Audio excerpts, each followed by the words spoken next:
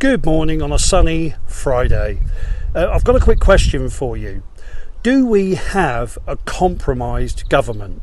By that I mean the Secretary of States, the Prime Minister and their ministers. We have a right-wing Conservative government pushing far left-wing agendas.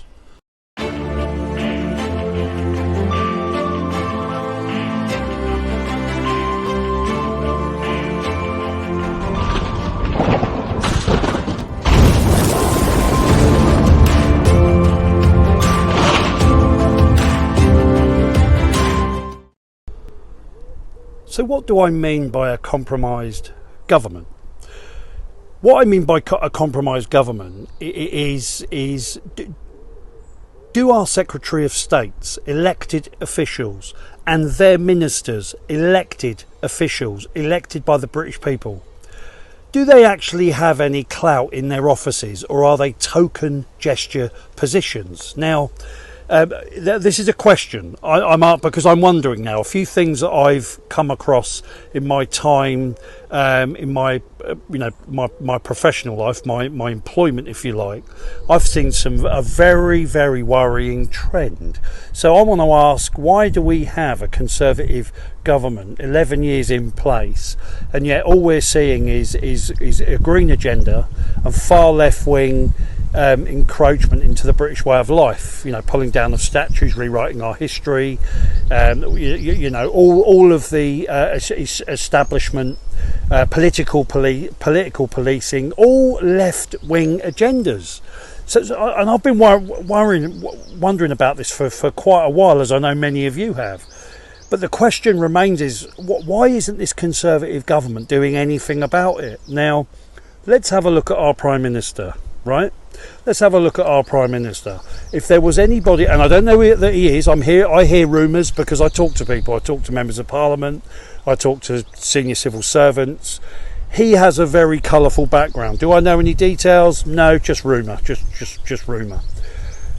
But if there was anybody that was going to be compromised, it would be a man that unfortunately for Britain, he changes his mind like the wind. He lies like as easily and changes direction on policy as easily as a flag blows in the wind. I am very, very, very, very concerned. We have all the universities, all far left wing. We have the police. All their agendas are all left wing. We have our teachers now, not all of them, but an alarming amount of them pushing left-wing agendas. We have the British Army now, pretty much told that they've got to follow this politically correct training regiments, and there's something not right. Is our government compromised? Now, do the governmental departments run by permanent secretaries and their over bloated amount of staff that they have, do they actually listen to their Secretary of States and their ministers? Do they actually give them all of the information that allow our elected government to make the correct choices? I don't think they do. Why do I think that?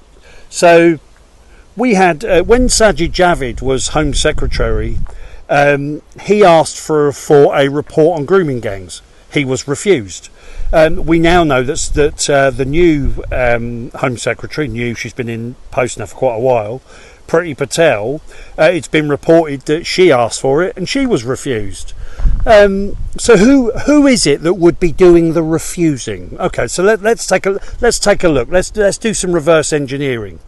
So the civil service departments would be the ones that would carry out these investigations, these probes. So it would have to be the civil servants that would be refusing to give the information to their elected bosses, who we put, if you vote for them, who we put in place. So I'm wondering what sort of power do the civil service have over our ministers and our Secretary of States if they can refuse and drip feed and manage, that's the key phrase, manage the information that our Secretary of States get, and therefore ultimately our Prime Minister, for him to make the decision on what, on the policies that he wants to implement. Now, how if that we know that that's happened because it's been reported in the newspapers with regards to Sajid Javid and Priti Patel as Home Secretaries. Now, how could that possibly be? How could that possibly be? The only person that can hire and fire permanent secretaries is the Prime Minister. Yeah, the Home Secretary cannot sack her permanent secretary. She has to do it via number 10. Now, herein lies the question. So the question is, who's pulling this government's strings? We have Boris Johnson literally changing his position on a particular policy daily. We're not having vaccine passports. We are having vaccine passports. We're not locking down. We are locking down. We're not wearing masks. We are wearing masks.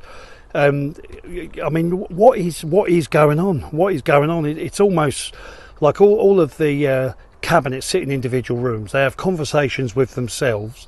They then wander out to the press, and they've all got different versions of of how they see a particular policy. I mean, this is nuts, absolutely crazy. I mean, you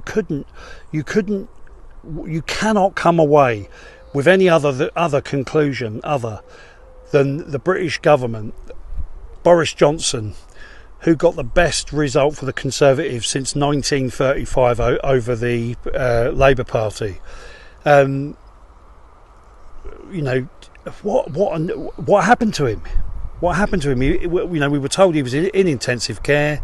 He went in as one Prime Minister and came out as another.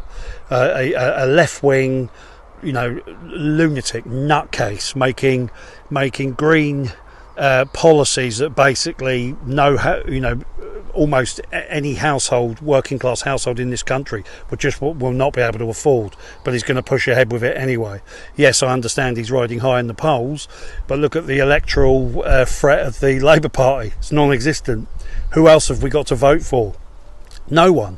Lawrence Fox is trying to build his new Reclaim Party, but because of the crookedness of this country, he's struggling to open a bank account.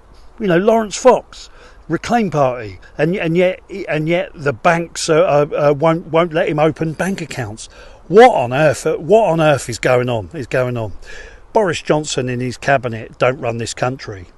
It's the rabid Europhile civil service that hate him and hate the Conservative Party. That's who really runs this country.